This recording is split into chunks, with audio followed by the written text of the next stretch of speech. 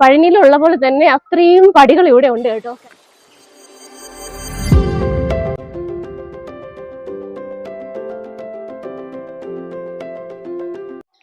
Hello friends, welcome back to our channel. ഞങ്ങളിന്ന് നിൽക്കുന്നത് കേരളത്തിലെ പഴനി എന്നറിയപ്പെടുന്ന ഒരു ക്ഷേത്രത്തിലാണ്. തമിഴ്നാട്ടിലെ പഴനി ക്ഷേത്രത്തിന് സമാനമായിട്ടുള്ള ഒരു മലമുകളിലാണ് ഈ ക്ഷേത്രം സ്ഥിതി ചെയ്യുന്നത്. തിരുവനന്തപുരത്ത് ബാലരാമപുരത്തിനടുത്തുള്ള എരുത്താവൂരിലാണ് ഈ ക്ഷേത്രമുള്ളത്. കേരളത്തിലെ പഴനി എന്ന് അറിയപ്പെടാൻ കാരണം നമ്മുടെ തമിഴ്നാട്ടിലെ പഴനിയോട് സമാനമായ രീതിയിലാണ് ഈ ക്ഷേത്രം സ്ഥിതി ചെയ്യുന്നത്. ഒരു മലമുകളിലാണ് ക്ഷേത്രം. അപ്പോൾ തമിഴ്നാട്ടിലെ പഴനി പോലെ തന്നെ ഒരുപാട് പടിക്കെട്ടുകൾ കയറി വേണം നമുക്ക് ക്ഷേത്ര ദർശനം നടത്താനായിട്ട്. അപ്പോൾ പടിക്കെട്ട് കയറി പോകുന്ന ആ ഒരു യാത്രയിലാണ് ഞങ്ങളിപ്പോൾ. അപ്പോൾ നമുക്ക് അമ്പലത്തിലെ കാഴ്ചകൾ കാണാം. തിരുവനന്തപുരം സിറ്റിയിൽ നിന്ന് 15 കിലോമീറ്റർ ഡിസ്റ്റൻസ് ആണ് ഈ ഒരു അമ്പലത്തിലേക്ക് എത്താനായിട്ട്. ബാലരാമപുരം വഴിയാണ് വരുന്നുണ്ടെങ്കിൽ ബാലരാമപുരത്ത് നിന്ന് ലെഫ്റ്റ് സൈഡിലോട്ട് തിരിഞ്ഞു വരുന്ന റോഡാണ്. വന്നിറങ്ങുമ്പോൾ തന്നെ റോഡ് സൈഡിലായിട്ട് പൂജയ്ക്ക് ഭഗവാന് കൊടുക്കേണ്ട സാധനങ്ങളും എണ്ണയും തിരിയും ഹാരവും എല്ലാം വച്ചിട്ടുണ്ട് കേട്ടോ. നിവേദ്യത്തിന് നമുക്ക് എന്താണോ നമുക്കിഷ്ടം അത് മേടിച്ച് കൊടുക്കാനായിട്ട് എല്ലാം ഇവിടെ നിരന്നിട്ടുണ്ട്. അപ്പോൾ ഈ ഒരു എൻട്രൻസിന്റെ തുടക്കത്തിൽ തന്നെ പടിക്കെട്ടോട് കൂടിയാണ് തുടങ്ങുന്നത്.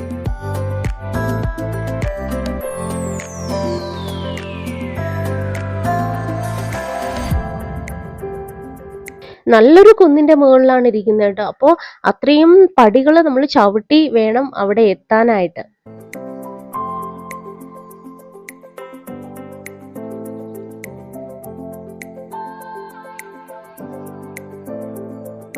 പോകുന്ന വഴി രണ്ട് വശത്തും അത്യാവശ്യം ചെറിയ ചെറിയ കടകളൊക്കെ ഉണ്ട് കേട്ടോ, കുഞ്ഞു കുട്ടികൾ കളിക്കാൻ പറ്റുന്ന രീതിയിൽ.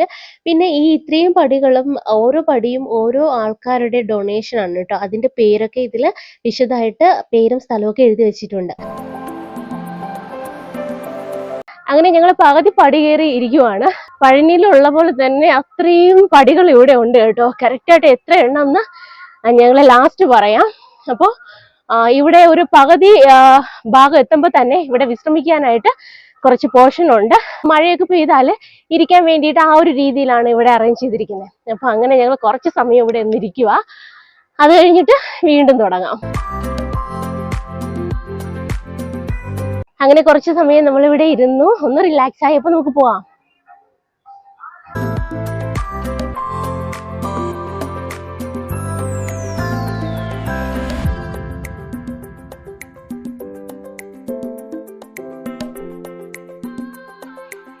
ഓരോ പടികളിലും കർപ്പൂരം വെച്ച് കത്തിച്ച് പടി ചവിട്ടി കയറി ഭഗവാനെ തൊഴുന്ന ഭക്തജനങ്ങളും ഉണ്ട്.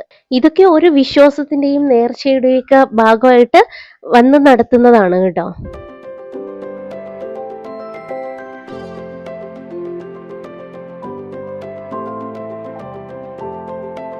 അമ്പലത്തിൽ എത്താറായിട്ടുണ്ട് കേട്ടോ.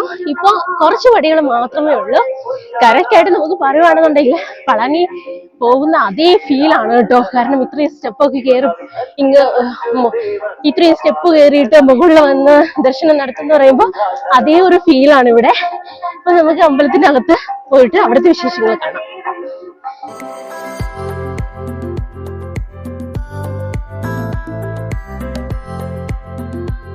മുകളിൽ വന്നപ്പോഴുള്ള കാഴ്ച എന്ന് വെച്ചാൽ അതിമനോഹരമാണ് കേട്ടോ. ഞങ്ങൾക്ക് താഴോട്ട് നോക്കിയപ്പോഴാണ് മനസ്സിലായി എത്ര ഉയരത്തിലാണ് ഞങ്ങൾ എത്തിയിരിക്കുന്നതെന്ന്. ഈ ഒരു അമ്പലം എത്ര ഉയരത്തിലാണ് സ്ഥിതി ചെയ്യുന്നതെന്ന്. അങ്ങനെ അമ്പലത്തിൽ കയറിയിട്ടുണ്ട്. ഈ ഒരു അമ്പലത്തിലെ ഈ ഒരു ഭാഗത്തായിട്ടാണ് ധ്രുവം സിനിമയിലെ ആ ഒരു സോങ് ഷൂട്ട് ചെയ്തിരിക്കുന്നത് കേട്ടോ. അപ്പൊ എന്തായാലും അമ്പലത്തിൽ എത്തിയിട്ടുണ്ട്. അങ്ങനെ അധികം ആൾത്തിരക്ക് ഇല്ലായിരുന്നു ഇന്നത്തെ ദിവസം.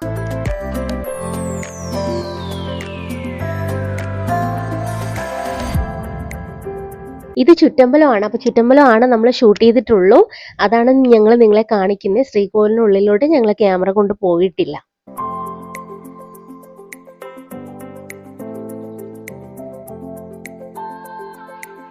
അമ്പലത്തിന്റെ നവീകരണ ജോലികളൊക്കെ ഇപ്പോഴും നടന്നുകൊണ്ടിരിക്കുന്നേ ഉള്ളൂ. കുറേശ്ശെയായിട്ടാണ് നടക്കുന്നത്. ബാലരാമപുരം എരുത്താവൂർ എന്ന് പറയുന്ന സ്ഥലത്താണ്. അതായത് നമ്മുടെ തമിഴ്നാട് ഏകദേശം അടുത്തായിട്ട് വരുന്നുണ്ട്. അതുകൊണ്ട് തന്നെ തമിഴ്നാട്ടിൽ നിന്നുള്ള ഭക്തജനങ്ങളെ നമുക്ക് ഇവിടെ കാണാൻ പറ്റും.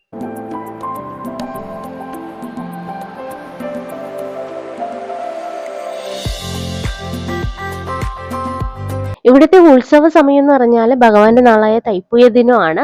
അപ്പോൾ 10 ദിവസത്തെ ഉത്സവമാണ് ഇവിടെ നടക്കുന്നത്.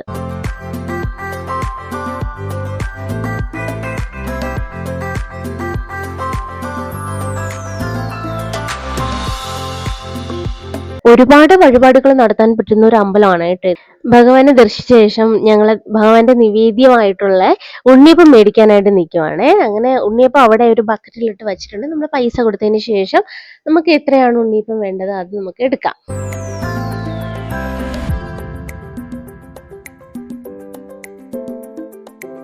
ഈ ഒരു പാക്കറ്റ് ഉണ്ണിയപ്പത്തിന് 20 രൂപയാണ് കേട്ടോ. അപ്പൊ ഞങ്ങൾ പുറത്ത് പോയേ കഴിക്കത്തുള്ളൂ. ഇത് അമ്പലത്തിനകത്തായതുകൊണ്ട് ഇപ്പൊ കഴിക്കുന്നില്ല.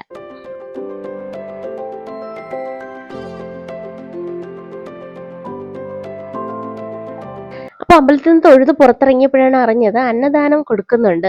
അപ്പൊ അത് കഴിച്ചിട്ട് പോവാലോ എന്ന് വെച്ചിട്ട് ഞങ്ങൾ നേരെ അങ്ങോട്ട് പോവുകയാണ്. അപ്പൊ അവിടെ പാത്രം കഴുകി വയ്ക്കുന്ന ഒരു അങ്കിളിനെ കണ്ടു. അങ്ങനെ ദേവേട്ടൻ നേരെ അവിടെ നിന്ന് പോയി പാത്രം എടുക്കാനായിട്ട് പോയപ്പോഴത്തേക്ക് അങ്കിൾ പറഞ്ഞു, ഇതല്ല, അവിടെ വേറെ വൃത്തിയാക്കി വെച്ചിട്ടുള്ള പാത്രം ഉണ്ട്, അവരത് എടുത്ത് തരും എന്ന് പറഞ്ഞു. അങ്ങനെ ഞങ്ങൾ അങ്ങോട്ട് പോവാണ്.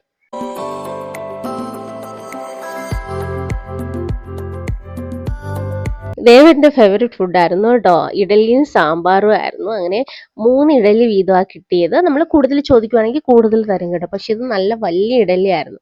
അങ്ങനെ ഞങ്ങൾ അതും മേടിച്ചിട്ട് ഞങ്ങൾ കഴിക്കാനായിട്ട് അവിടെ നല്ല വലിയൊരു ഹോൾ ഉണ്ട് കേട്ടോ. അവിടെ ഒരുപാട് പേരിരുന്ന് കഴിക്കുന്നുണ്ട്. അങ്ങനെ ഞങ്ങൾ കഴിച്ചു. നല്ല ടേസ്റ്റ് ആയിരുന്നു കേട്ടോ. പ്രത്യേകിച്ച് നമ്മൾ അമ്പലത്തിൽ നിന്നൊക്കെ കിട്ടുന്ന ആഹാരം എന്ന് പറയുമ്പോൾ അതിന് പ്രത്യേക ടേസ്റ്റ് ആണ്. അങ്ങനെ ഞങ്ങൾ രണ്ടുപേരും നന്നായിട്ട് കഴിച്ചു.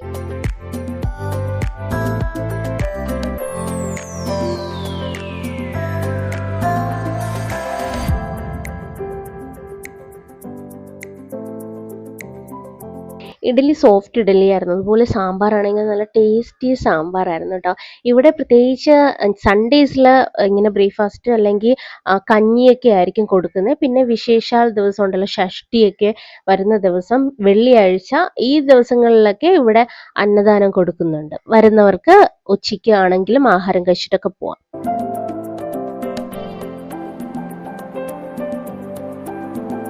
മുരുക ഭഗവാന് മുടി കൊടുക്കുന്ന വഴിപാട് ഇവിടെയും ഉണ്ട് കേട്ടോ. കുഞ്ഞു കുട്ടികൾക്കും വലിയവർക്കും എല്ലാവർക്കും ഒരുപോലെ വന്നിട്ട് ഈ വഴിപാട് ഇവിടെ നടത്താം.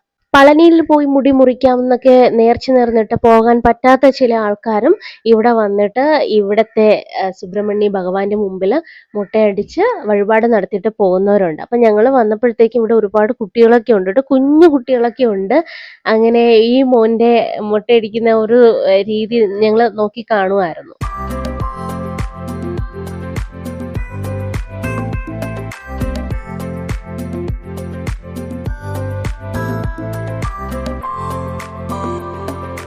മുടി കൊടുത്തതിന് ശേഷം നേരെ ശ്രീകോവിലിൽ പോയിട്ട് അവിടെ പോറ്റി ചന്ദനമൊക്കെ തേച്ച് കൊടുത്ത്, അങ്ങനെയാണ് ഈ ഒരു വഴിപാടിന്റെ രീതി.